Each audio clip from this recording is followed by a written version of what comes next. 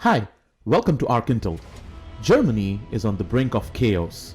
In a shocking move, Chancellor Olaf Scholz has just fired his own finance minister, triggering the collapse of the entire government.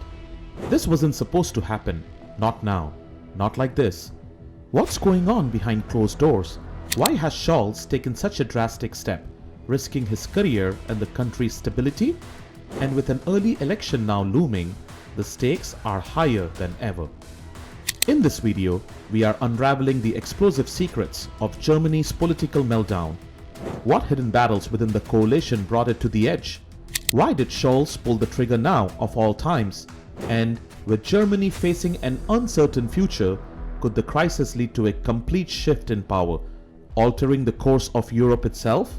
Stay with us as we deep dive into the story of government in free fall. This is just the beginning.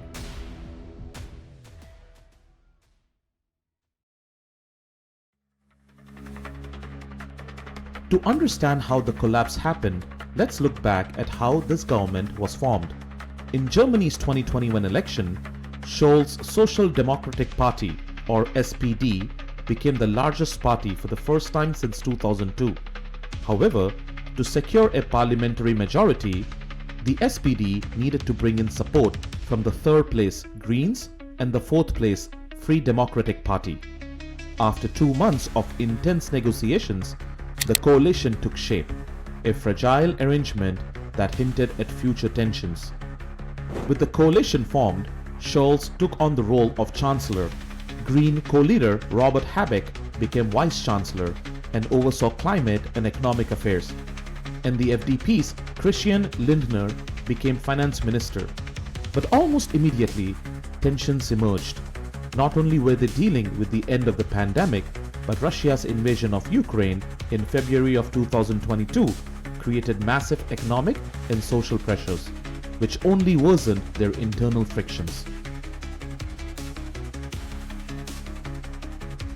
Public dissatisfaction with the coalition soon escalated. A recent poll conducted by ARD revealed that a staggering 85% of Germans are either less satisfied or not at all satisfied with the current government, and 54% now favor early elections. The economic situation is a major factor. Germany's economy has struggled, with its GDP expected to stagnate this year after contracting last year. The IMF forecasts a meager 0.8% growth rate for 2025, the weakest performance anticipated among major global economies. And things have taken symbolic downturn, with Volkswagen, Germany's largest automaker, announcing that it may close several production sites in Germany for the first time in its 87-year history.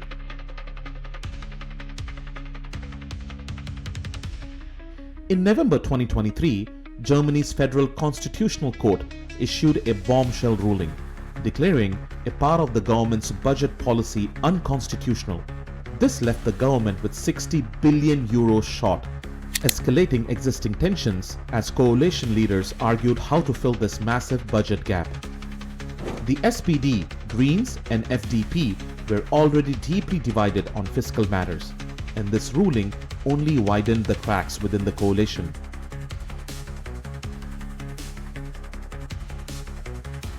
Then came the last twist. A leaked 18-page policy proposal from Finance Minister Lindner outlined his ideas of economic reforms and cost-saving measures. His proposal included cuts to social spending, a halt on new regulations, eliminating Germany's solidarity tax, and rolling back national climate policies in favor of European standards. These ideas align with the FDP's free market, fiscally conservative philosophy, but they clash significantly with SPD and Green priorities. Many observers drew comparisons to a similar incident in 1982 when an FDP finance minister proposed reforms that opposed SPD policies, a move that directly preceded the collapse of the SPD-led government. With tensions boiling over, it wasn't surprising when Scholz called for crisis talks. As the last week wore on, it became clear that crisis talks were failing.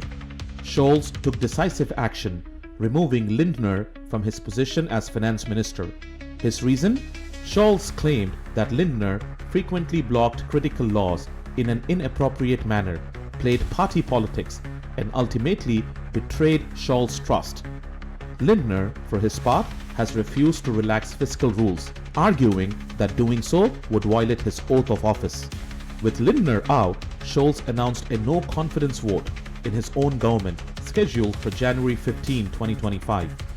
If he loses this vote, it would trigger a snap election by the end of March 2025, accelerating the timeline for the country's next election. While this move might seem like a provocation, there is a political calculation here for the FDP. All three coalition parties are performing poorly in the polls, but it's especially grim for the FDP. They're hovering just below the 5% threshold needed to secure parliamentary seats, putting them at risk of losing all representation in the next election. This existential threat likely drove the FDP leadership to seek confrontations with the coalition as a way to attract conservative and business-minded voters. In fact, Lindner's leaked policy document reads almost like an election campaign platform, aimed squarely at the FDP's core supporters.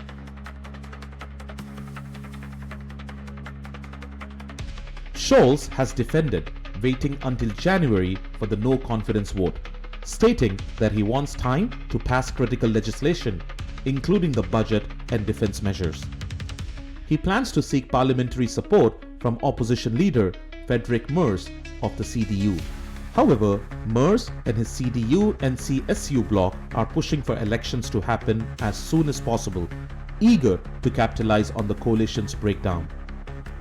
Regardless of when the elections take place, it's becoming clear that Germany is likely headed for a change in leadership.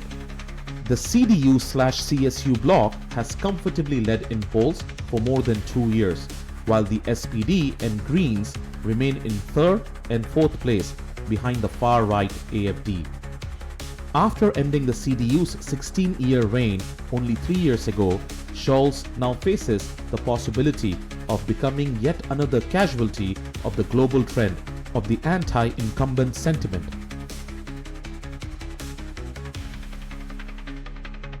This trend isn't limited to Germany. Just last week, Kamala Harris conceded the US election to Donald Trump, a story covered by over 2,000 news outlets worldwide. Among these outlets, 37% lean left, while 23% lean right. Media outlet on the right tended to emphasize her concession, while left-leaning outlets focused on her resolve to continue the fight even in defeat.